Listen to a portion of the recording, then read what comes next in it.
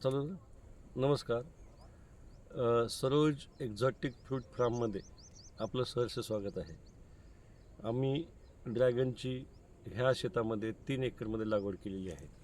एकूण 10 बाय 2 फुटावरती आम्ही लागवड केलेली आहे आणि याच्यामध्ये टोटल 11,000 झाडं आहेत. 5,500 जी झाडं आहेत ते रेड टू रेडची आहेत. आता मी आपल्याला रेड टू रेडची सगळी माहिती देतो.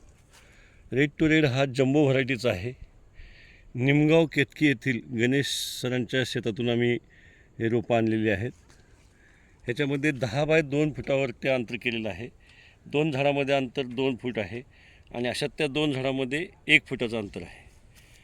तिथे बांबू रोवलेले आहेत. बांबू हे आधारासाठी रोवणं गरजेचं आहे. ज्यावेळेस रोप असतं ते छोटंसं असतं, ते रोप वरती वाढून येतं. वरती आल्यानंतर आम्ही टॉपिंग केलेलं आहे. टॉपिंग केल्यानंतर त्यातून ज्या ब्रँचेस आहेत ते तारेवरती येणाऱ्या ब्रँचेस ठेवलेले आहेत. खालचे शूट येत असतात, ते शूट नेहमी आम्ही करतो, दोरीने बांधतो, कारण ड्रॅगन हे आधाराशिवाय पळत नाही. त्याला आधार जर का दिला तर पळतं. हे रेड टू रेड ड्रॅगनमध्ये ह्याला अशा मुळ्या पण निघतात. ह्याला एरियल रूट्स म्हणतात. हे हवेतून पाणी हे घेतं, त्यामुळे हे झाड मरत नाही. ह्या झाडाला डिसेंबर महिन्यापासून ते जून महिन्यापर्यंत पाणी द्यायचं नाही.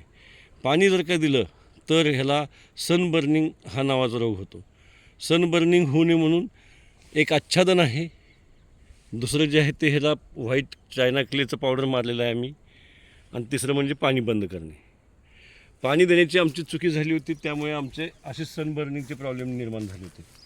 सनबर्निंग झाल्यानंतर ह्याच्यातलं आम्ही हे सगळं पंक्चर केलं आणि पंक्चर केल्यानंतर ह्याच्यातलं सगळं लिक्विड बाहेर पडलं, ड्रेन आऊट झालं आणि आता हे खालची हे आहे राहिलेली पान आहे.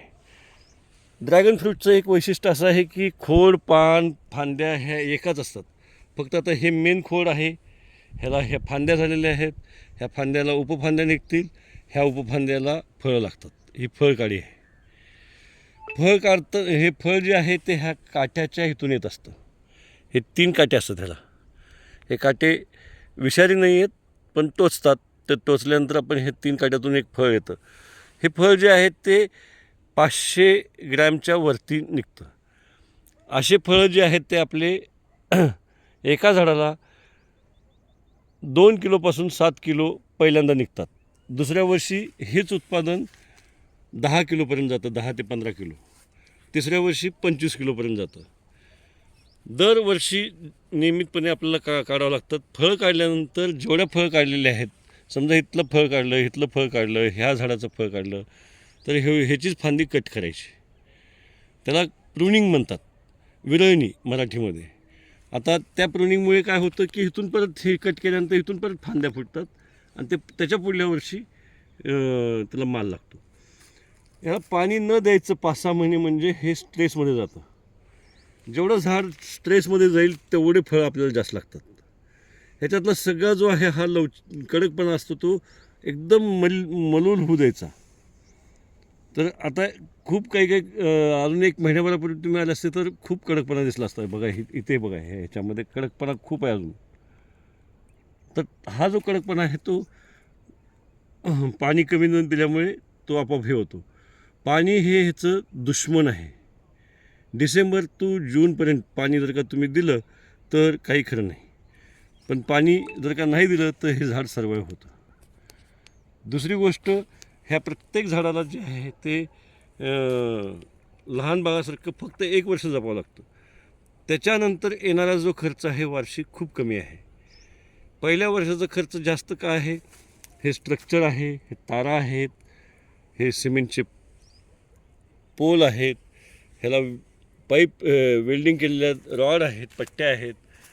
वरती तिथं तुम्हाला टी दिसेल ते टी आहे अँगलचं. हे सगळं 2.5 इंची 2 इंची अँगल असतं. त्याच्यानंतर इथं तारा जोडलेल्या आहेत आपण हे झाका सिस्टीम करण्यासाठी. मध्ये एक तार आपण लावलेली आहे, ती तार याच्यावरती की ड्रीप टाकणार आहोत आम्ही. स्प्रिंकलर सिस्टीमनी मग वरून आम्ही पाणीचं फवार देणार आहोत. याच्यामध्ये अजून एक दुसरी गोष्ट, झाड ऑटोमॅटिक सिम्पटम सांगतं की आता हे ज्यावेळेस हे लाल लाल कडा होतात त्यावेळेस ते झाड म्हणतं की मला पाणी पाहिजे. ह्याच्यासाठी आम्ही आता ह्याच्यातलं मॉइश्चर मीटर पण आणलेलं आहे. ते मॉइश्चर मीटर 3च्या खाली गेलं की आम्ही पाणी देणार आहोत. ह्याला मॅक्झिमम उन्हाळ्यामध्ये महिन्यातून एक वेळेस पाणी द्यायचं असतं. ज्यावेळेस हे असं दिसेल त्यावेळेस ते पाणी जास्तीत जास्त 7 मिनटं द्यायचं. तुमच्याकडे पाणी किती असेल तर पाणी द्यायचं नाही. पाणी दिलं की तुम्ही एकदम सेटबॅक बसलं. आता ह्याच्यामध्ये एकूण भारतामध्ये 17 ते 18 व्हरायटी आहेत. त्याच्यामध्ये जम्बो रेड एक व्हरायटी आहे आणि इस्रायली येलो व्हरायटी आहे. हे जे झाड आहे ते इस्रायली येलोचं आहे. हे पण फळ जे आहे ते 400 ग्रॅमच्या अभाव मिळतं. ह्या झाडाला ग्रोथ कमी आहे, परंतु ह्या झाडाला पण फळ 2 ते 5 किलोच लागतील. ह्या झाडामध्ये ग्रोथ चांगली झालेली आहे असल्याचं दिसून येतं. आणि ॲट अ टाईम आम्ही सगळ्यांना सेमच दिलेलं आहे. शेणखत असो किंवा ड्रिंचिंग काही असो, आळवणी ज्याला म्हणतो आपण, ते सगळ्या गोष्टी आम्ही प्रत्येक झाडाला दिलेल्या आहेत. पहिलं वर्षभर खर्च खूप येतो आणि प्रत्येकजण सांगतात की बाबा एवढा येतो तेवढा येतो, तर जास्त खर्च येतो. खर्च आल्यानंतर त्याचे रिझल्ट पण दिसून येतात. हे अशा प्रकारचे रेड टू रेड आहे आणि येलो टू व्हाईट आहे. ह्या येलो टू व्हाईटमध्ये 5,500 झाडं आहेत. रेड टू रेडमध्ये 5,500 झाडं आहेत. आता तुम्ही एक प्रश्न मला उपस्थित करू शकाल की इथं रेड टू रेड लावलं, इथं येलो टू व्हाईट का लावलेलं आहे? तर त्याचं मेन कारण असं आहे की रेड टू रेडमध्ये सेल्फ पॉलिनेटेड झाड आहे. ह्याला परागी सिंचन करायची गरज नाही आहे.